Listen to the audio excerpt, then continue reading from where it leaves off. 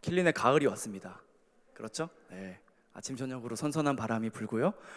이제는 뜨거운 햇볕과 싸우지 않아도 될 것만 같은 그런 날씨가 됐습니다.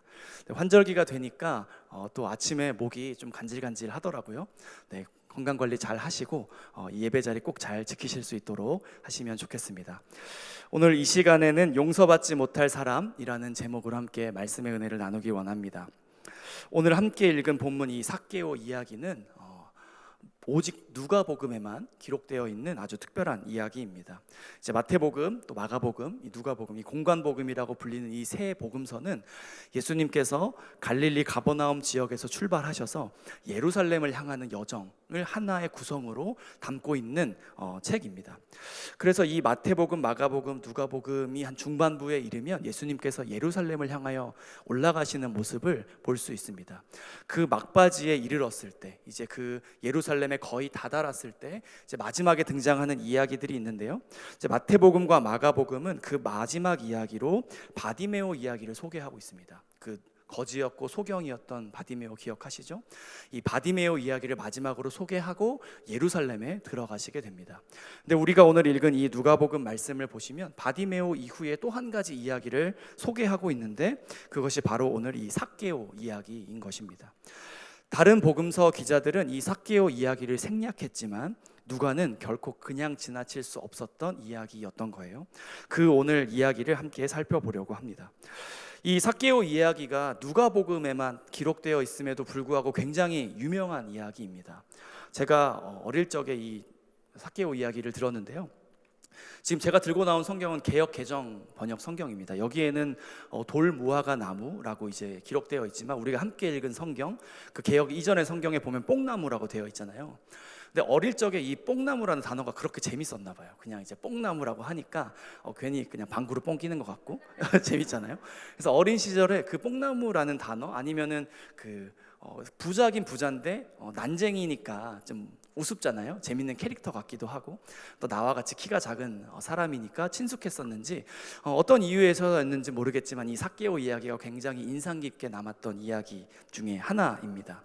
아마 이 자리에 계신 분들도 삭개오 이야기가 정말 누가복음에만 기록되어 있었나? 라는 생각이 들 정도로 익숙하게 생각하는 본문이었을 것 같습니다. 이 누가가 주목하고 있는 이 삭개오 이야기, 이 본문의 사건은 여리고라는 성에서 일어나게 됩니다. 예루살렘을 향하여 가시던 이 예수님께서 여리고를 지나고 계셨습니다. 예수님을 보고 싶어하는 무리들이 정말 많이 있었어요. 예수님이 가시는 곳마다 사람들이 몰려들었으니까요. 그 당시 여리고에 있었던 사람들도 예수님을 보기 위해서 거리로 막 쏟아져 나왔습니다. 와, 예수님이 지나가신대. 예수님 나도 한번 보고 싶다 하는 마음으로 뛰쳐 나왔을 겁니다. 그 굉장히 수선한 분위기 속에서 예수님의 그 행진이 이렇게 진행되고 있는 거예요. 근데 그 무리들 중에 한 사람 있었습니다. 바로 삭개오인데요. 삭개오도 예수님이 지나간다는 소문을 듣고 나니까 한번 봐야겠다라는 마음이 들었던 것 같아요. 그래서 이 삭개오도 거리로 뛰어 나왔습니다. 그런데 문제가 하나 있었어요. 이 사람은 키가 작았습니다. 얼마나 작았는지 사람들이 앞에 서 있으니까 앞을 볼 수 없을 정도로 키가 작았습니다. 예수님을 보기 위해서 몰려든 인파들이 참 많이 있었을 거잖아요. 그 사람들 때문에 전혀 앞을 볼 수 없을 만큼 가로막혀 있었습니다. 그래서 삭개오가 이러다가는 예수님 못 보겠다, 예수님 그냥 지나가고 말겠다 하는 생각이 들었어요. 그래서 한 가지 꾀를 냅니다. 바로 사람들보다 더 앞서가서 나무 위에 올라가서 예수님을 보기로 한 겁니다. 그 유명한 뽕나무에 올라간 거죠. 근데 다행스럽게도 이 삭개오가 올라가 있던 뽕나무 밑으로 예수님이 지나가시게 됐어요. 삭개오는 나무 위에서 아마 숨죽여서 지켜보고 있었을 거예요. 저분이 예수님이구나. 저렇게 생긴 분이구나. 저런 제자들과 함께 다니시는구나 하면서 슬그머니 지켜보고 있었을 거예요. 예수님이 점차 삭개오를 향하여서 다가오십니다. 그 밑을 지나가셔야 하니까요. 예수님이 다가오셨어요. 그런데 갑자기 삭개오가 있는 뽕나무 앞에 멈춰 서시는 겁니다. 그리고 가만히 나무 위를 쳐다보시는 거예요. 삭개오가 눈이 마주쳤을 거예요. 깜짝 놀랐겠죠. 아니, 내가 나무 위에 있는 걸 어떻게 알았지? 눈이 마주친 채로 굉장히 당황했을 거예요. 그때 예수님께서 삭개오의 이름을 부르십니다. 삭개오야, 어서 내려오라. 그 순간에 얼마나 당황스러웠을까요?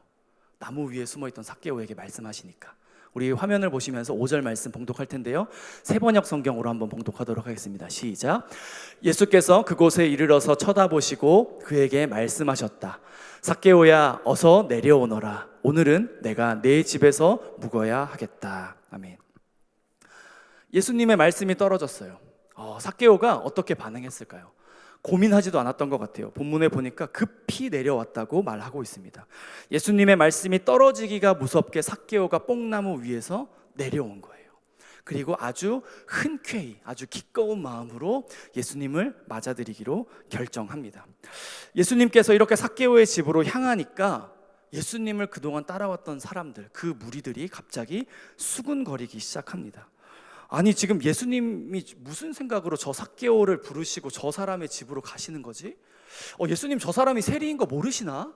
저 사람 죄인인데, 쟤 진짜 나쁜 애야. 이런 이야기를 수군 이야기하기 시작했어요. 사람들은 그 상황을 이해할 수 없었을 거예요.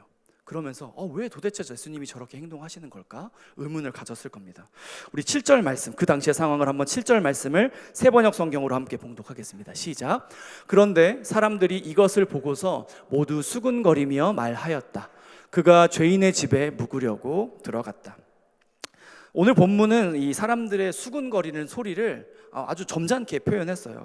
수군거렸다 정도로 표현하지만 개 중에는 아마 험한 이야기를 하는 사람이 있었을지도 모르겠습니다. 뿐만 아니라 삭개오의 정체를 알고 있는 사람들, 그리고 삭개오가 그 지난날 해왔던 악행을 알고 있었던 사람들은 그의 지난날의 잘못들을 마구 폭로하기 시작했어요. 예수님, 쟤 저런 사람이에요. 쟤 이런 잘못을 한 사람이에요. 이런 죄를 저지른 사람이라고요. 저 사람하고 어울리면 안 돼요. 아마 뒤에서 소리치는 사람들이 있었을 거예요.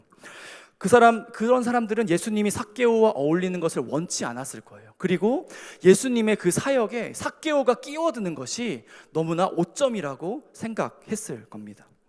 예수님은 이 사람들의 수군거리는 소리, 그리고 외치는 함성을 뒤로 한 채로 삭개오의 집으로 들어가십니다. 예수님의 이러한 행보를 두고서 사람들이 수군거리는 것, 어찌 보면 너무나 당연한 일입니다. 오늘 본문 2절에서는 삭개오를 이렇게 소개하고 있는데요. 우리 함께 2절 말씀도 봉독하시겠습니다. 시작. 삭개오라 이름하는 자가 있으니 세리장이요 또한 부자라. 삭개오는 세리장이었습니다. 세리들 중에서도 더 높은 직급이었던 세리장의 직책을 맡은 자였다는 겁니다. 당시 세리들은 로마의 앞잡이와 같은 사람들이었어요. 그들은 로마가 식민지에 있는 주민들에게 부과하는 그 세금을 징수하는 역할을 했던 사람입니다. 그런데 대부분의 이 세리들이 로마가 부과한 것보다 더한 세금을 주민들에게 부과시켰어요. 그리고 추가로 남게 되는 이윤을 자기 주머니에 넣는 그런 아주 파렴치한 행동을 했습니다. 그러한 세리들을 관리하던 사람이 바로 이 세리장 삭개오였습니다. 이렇게나 부패한 조직에서 그 장의 자리에 올랐으니까 얼마나 더 부패한 사람이었겠어요. 얼마나 더 그 악독한 짓에 깊이 관여하고 있었던 사람이었겠습니까? 사람들은 그런 삭개오를 절대로 고운 눈으로 바라볼 수 없었을 겁니다. 그러니까 그들은 아주 자연스럽게, 아주 당연하게 삭개오라는 사람을 자신들과는 격이 다른 사람이라고 판단했을 거예요. 저 사람은 우리와는 다른 사람이야. 쟤는 진짜 죄인이야. 정말 나쁜 죄인이야 라고 생각하고 있었을 거예요. 삭개오 앞에서는 어쩔 수 없이 굽신굽신 했을 거예요. 그 사람이 권력을 가지고 있으니까. 그 사람이 잠깐 기분이 틀어져서 너 안 되겠다. 오늘은 2배로 더 내. 이러면 나에게 금전적인 손해가 오니까. 삭개오 앞에서는 아주 굽신굽신.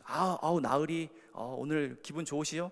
기분 좋으세요? 오늘 좋은 일 있으세요? 이렇게 좋은 말들을 막 쏟아낼지는 모르겠지만 실제로 그들의 마음속에는 여리고 마을에서 절대 환영받지 못할 사람이 삭개오라고 생각했다는 거예요. 그리고 하나님 나라에 들어갈 자격이 없는 용서받지 못할 사람이 바로 이 삭개오라고 평가하고 있었다라는 겁니다. 그들의 마음이 충분히 이해가 됩니다. 로마의 앞잡이가 되어서 자신들을 괴롭히고 또 금전적인 손해를 끼치는 사람, 그러면서도 정작 본인은 잘 먹고 잘 사는 사람, 그런 사람을 어떻게 좋은 눈으로, 좋은 마음으로 바라볼 수 있겠어요?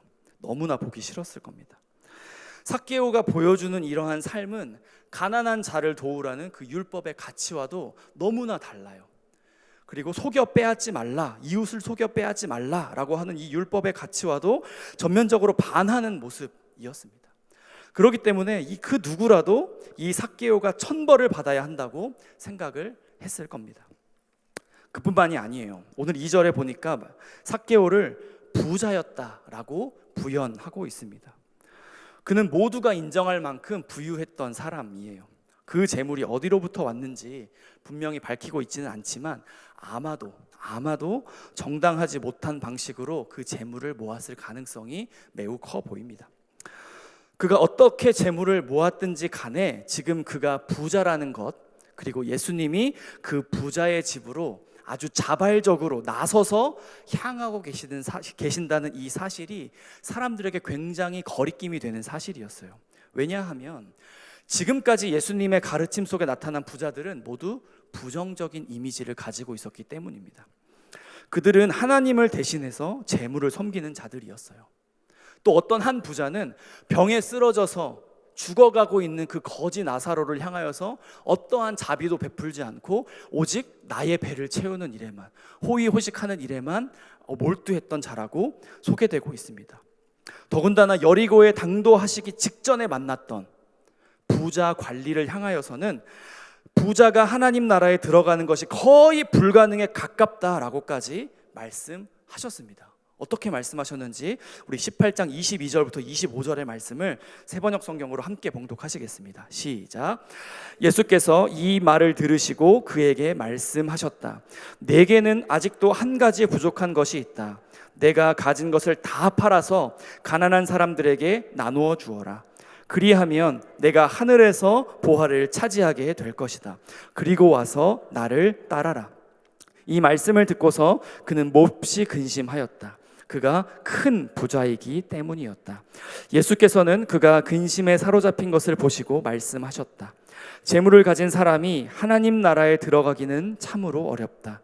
부자가 하나님 나라에 들어가는 것보다 낙타가 바늘귀로 들어가는 것이 더 쉽다. 아멘. 자, 어떠세요?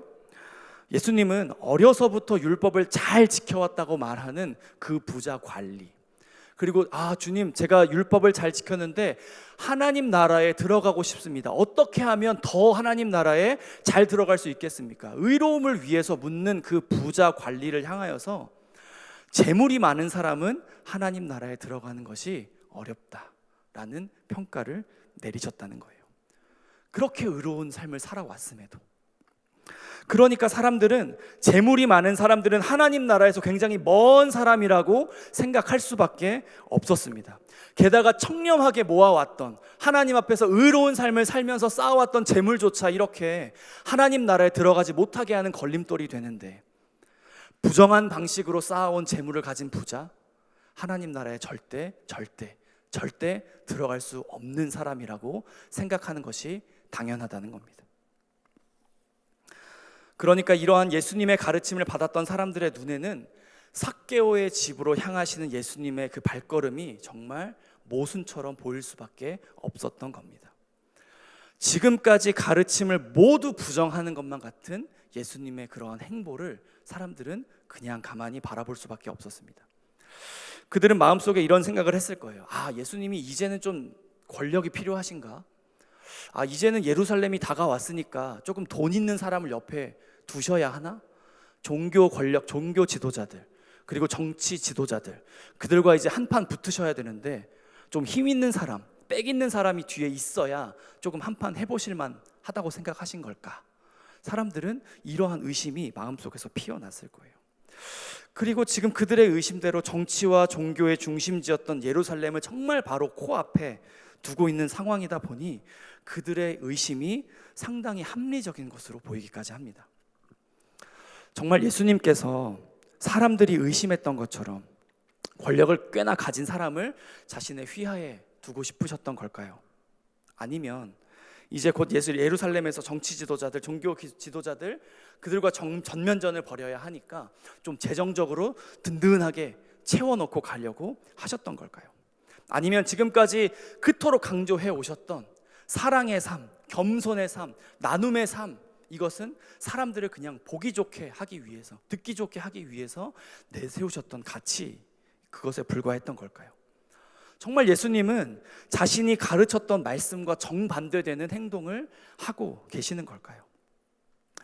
이러한 우려와 달리, 사람들의 의심과 우려와는 달리 삭개오의 집에서 사람들이 상상하지도 못했던 일이 벌어집니다.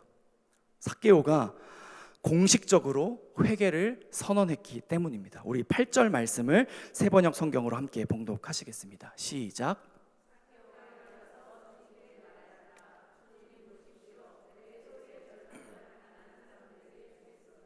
또 내가 누구에게서 강제로 빼앗은 것이 있으면 4배로 하여 갚아 주겠습니다. 아멘. 우리는 삭개오가 회개하고 있는 이 대목에서 예수님이 왜 삭개오의 집으로 향하였는지 짐작해 볼 수 있게 됩니다. 지금 그가 하고 있는 회개의 장면을 한번 보십시오. 그는 첫 번째로 자신이 가지고 있는 소유의 절반을 가난한 사람들에게 주겠다고 선언하고 있습니다. 예수님이 그에게 어떠한 요구도 하지 않았어요. 그저 그의 집에 들어가 머무르셨을 뿐입니다. 하지만 이 삭개오는 예수님을 만나자마자 이러한 결단을 내리게 된 것입니다. 이러한 결단은 앞선 부자 관리를 만나셨을 당시에 예수님의 요청에 대한 응답처럼 보입니다. 18장 22절에서 예수님이 이렇게 말씀하셨죠. 내게 있는 것을 다 팔아 가난한 자들에게 나누어 주라. 마치 삭개오는 이 예수님의 요청에 응답이라도 하는 것처럼 회개하고 있다는 거예요.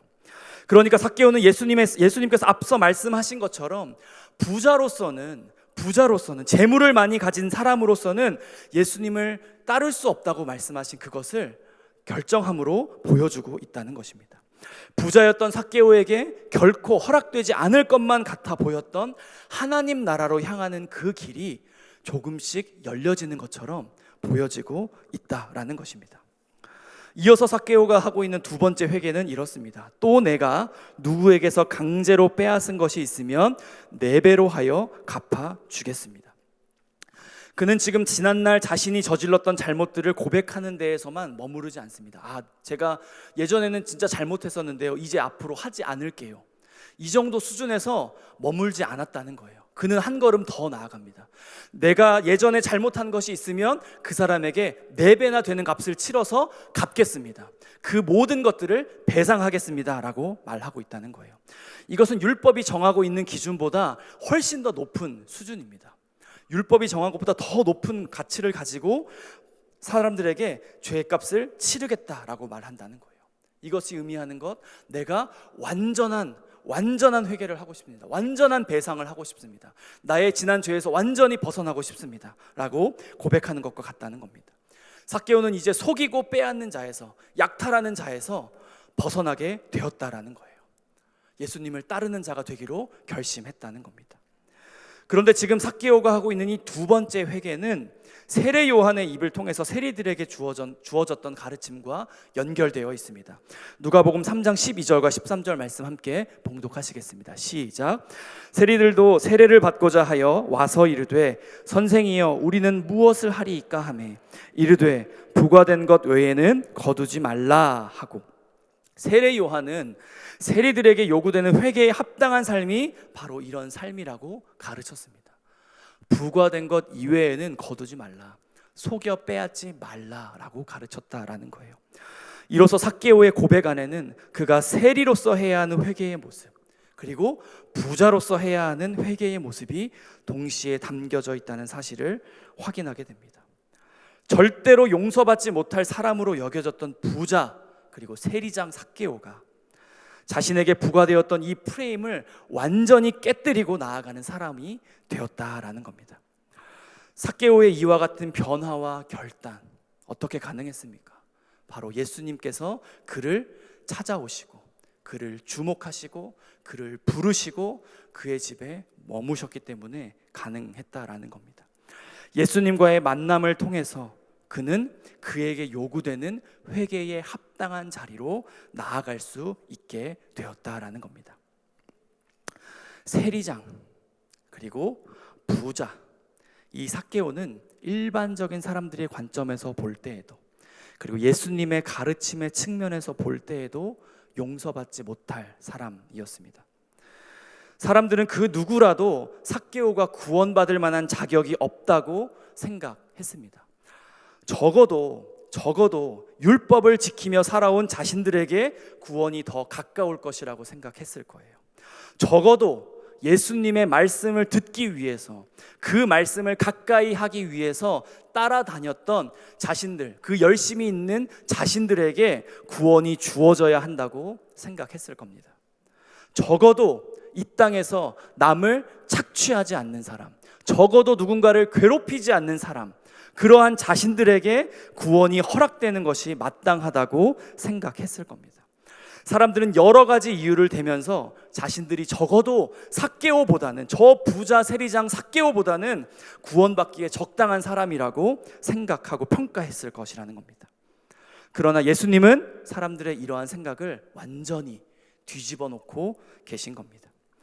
그리고 나서 예수님은 이제 삭개오를 향하여 이렇게 선포하십니다. 우리 9절과 10절의 말씀을 함께 봉독하겠습니다. 시작.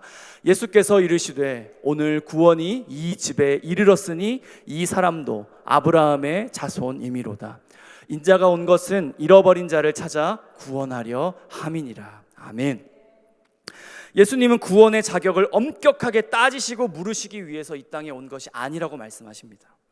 예수님께서 이 땅에 오신 이유는 삭개오와 같이 잃어버린 자를 찾아 구원하기 위하여 이 땅에 오셨다고 말씀하십니다. 예수님은 자기 자신을 의롭다고 여기거나 스스로 구원에 이를 만한 자격이 있는 사람들, 그러한 자들에게로 향하지 않으셨습니다. 오히려 나 자신을 구원받지 못할 사람이라고, 나에게는 죄가 가득하다고, 나는 죄로 가득 찬 사람입니다, 용서받지 못할 사람입니다, 그렇게 고백하는 자에게로 향하셨다는 거예요. 철저하게 회개하고 자복하고 그에게 주어지는 회개에 합당한 열매를 맺는 자들을 향하여서 나아가셨다라는 겁니다. 이방인을 위한 사도로 세움받은 사도 바울을 보십시오. 그 누구보다도 큰 수고를 했습니다. 누구보다도 큰 헌신을 하나님께 드렸던 사람입니다. 그렇게 하나님의 일을 충성되게 감당하면서도 그는 단 한 번도 자신을 의인이라고 평가하지 않습니다. 내가 은혜 받을 만한 자격이 있는 사람이라고 말하지 않는다는 거예요. 오히려 자신을 향하여서 죄인 중에 괴수라고 이야기합니다. 사도 중에 가장 작은 자라고 이야기합니다. 나는 여전히 죄의 문제와 씨름하고 있는 곤고한 자라고 말하고 있다는 겁니다. 오직 예수 그리스도의 오래 참으심이 있었기 때문에, 그분의 긍휼하심이 있었기 때문에, 나를 어여삐 살펴보시는 예수의 은혜가 있었기 때문에 오늘날에 내가 있었다라고 고백합니다. 나의 나 된 것이 오직 하나님의 은혜입니다 라고 고백한다는 거예요. 우리는 오늘 어느 자리에 머물러 있는 사람들입니까? 예수님의 주변에 서서 예수님을 따르고는 있지만 그분의 말씀과 그분의 능력을 구경만 하는 무리와 같은 사람입니까? 아니면 예수님께로 나아갈 방법을 찾지 못해서 나무 위에 올라가 있지만 예수님께서 나를 부르실 때 즉시로 응답하고 진실되고 합당한 회개를 드리는 삭개오와 같은 사람입니까? 여러분, 지금 이 순간에도 예수님은 삭개오와 같이, 그리고 사도 바울과 같이 고백하는 사람을 찾고 계십니다. 자신의 죄를 솔직하게 고백하고 합당하게 회개하는 사람, 그리스도의 은혜가 아니고서는 단 한순간도 살아갈 수 없다고 고백하는 사람, 나의 수고와 헌신을 자랑하는 것이 아니라 도리어 나를 통하여 일하시는 하나님을 찬양하고 감사하는 그 겸손한 사람을 찾고 계십니다. 오늘 이 자리에서 그렇게 예배하는 모든 성도님들이, 예수님께서 오늘 이 자리에서 그렇게 예배하시는 성도님들에게 예수님께서는 이와 같이 말씀해 주실 것입니다. 오늘 구원이 이 사람에게 이르렀으니 이 사람도 아브라함의 자손이미로다. 기도하겠습니다. 하나님 아버지, 감사합니다. 오늘 우리가 삭개오의 말씀을 통하여서 우리를 찾아오시는 그 예수님의 모습을 바라봅니다. 하나님, 혹여 우리 가운데에 나의 나음을 말하고 있었다면, 혹시 내 가운데에서 의로움이 있다고 자랑하는 모습이 있었다면 주님, 이 시간 회개하오니 주님, 우리를 불쌍히 여겨 주시옵소서. 하나님, 우리는 죄인 중에 괴수입니다. 주님께 은총을 받을 만한 자격이 단 한 가지도 없는 자들입니다. 그럼에도 우리를 구원하시고 우리를 은혜의 자리로, 은총의 자리로 인도하여 주시니 감사합니다. 우리가 주님의 그 은총을 기억하며 늘 겸손함과 또 감사함으로 살아가는 자들 다 되게 하여 주시옵소서. 주님 앞에 늘 눈물로 통회하고 자복하는 심령으로 나아가는 자들 되게 하여 주시옵소서. 살아계